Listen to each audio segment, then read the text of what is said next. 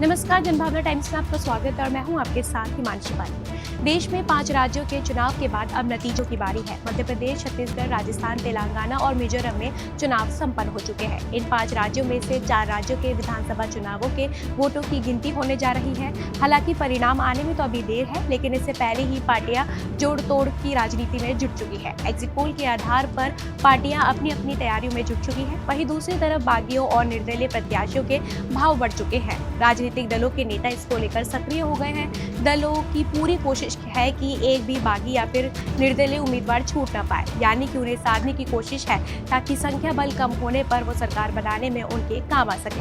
राजस्थान की बात करें तो बीजेपी के लिए खुद पूर्व मुख्यमंत्री और बीजेपी की कद्दावर नेता वसुंधरा राजे ने मोर्चा संभाला है, तो वहीं कांग्रेस के लिए मुख्यमंत्री अशोक गहलोत अपनी पूरी तैयारी में शिद्दत से जुटे हैं। दोनों नेता निर्दलीय उम्मीदवारों और बागियों से संपर्क साधने में जुटे हैं। इस पूरी कवायद के पीछे का कारण त्रिशंकु विधानसभा होने में स्थिति बहुमत का आंकड़ा जुटाना है, जिसके चलते वसुंधरा राजे सिंधिया ने शुक्रवार को सांचौर से पूर्व विधायक और इस बार निर्दलीय चुनाव लड़ने वाले जीवाराम चौधरी को फोन कर जन्मदिन की बधाई दी। जानकारी के मुताबिक जीवाराम चौधरी ने वसुंधरा राजे से कहा कि जीत का सर्टिफिकेट लेकर जयपुर आ रहा हूं।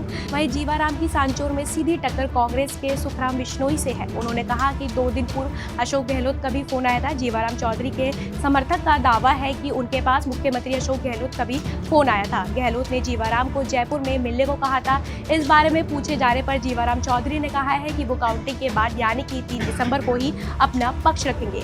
अगर राजस्थान के बाड़मेर जिले की बात करें तो राजनीतिक पंडितों का अनुमान है कि बाड़मेर जिले में कम से कम शिव विधानसभा से एक बागी की जीत तय है। ऐसे में बीजेपी के बागी रविंद्र सिंह भाटी और प्रियंका चौधरी से पार्टी नेताओं ने संपर्क साधना शुरू कर दिया है। कांग्रेस की ओर से भी इन दोनों से संपर्क किया जा रहा है। कांग्रेस के 2 अन्य बागियों पर भी बीजेपी की नजर टिकी है। रविंद्र भाटी और प्रियंका चौधरी का कहना है कि उनके पास बीजेपी और कांग्रेस के नेताओं के फोन आ रहे हैं, लेकिन यहाँ सभी बागियों और निर्दलियों का कहना है कि वो किस पार्टी के साथ जाएंगे, इसका फैसला वो 3 दिसंबर को ही करेंगे।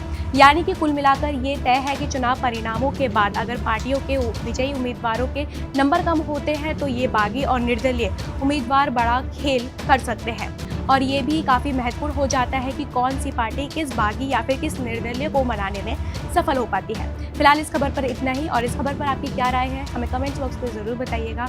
और ऐसी खबरों के लिए आप देखते रहिए जनभावना टाइम्स।